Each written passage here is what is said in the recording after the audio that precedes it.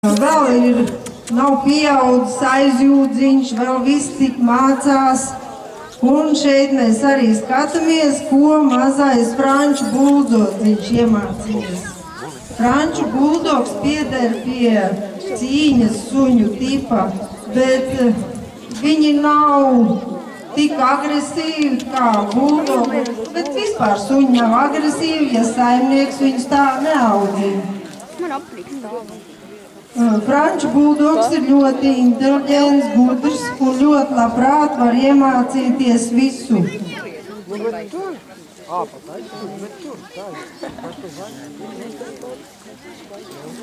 Viņai visu uzmanību ir uz to, kas apkārt bērni viss interesē, bet arī saimnieks. Jūs redzat, kā ar gardumiņu viss tiek panāks, lai tas viņam būtu patīkami. Un sunītis to vienkārši izpild, tāpēc, ka viņam ir tā ērti. Un šeit ir vēl viens mazs bērns, vācājs suns, zonārs nokrās. Šāda nokrās ir samērā reti sastopama. Šim kucēnam ir tikko palicis šodien, 20. viņai palika 3 mēneši. Varam apsveikt mazo kucēnīti. Horsai 3 mēneši un pirmo reizi viņi ir publikas priekšā. Un Horsi jau arī mācās. Horsi mācās pieiet pie saimnieces.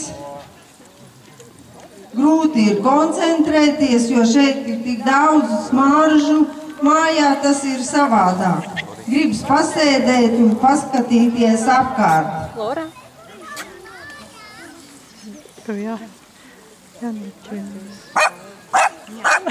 Horsai ļoti patīk mantiņi, bet arī aizmirstās, un tur ir draudzenes, un vēl te tādi visādi suņi.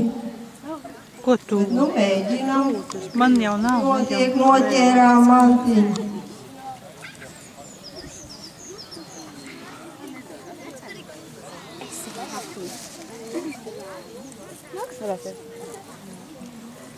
Un vēl pienākam. Un rekā arī skatās uz saimnieci. Ilgi vēl nevar skatu noturēt, bet doma ir.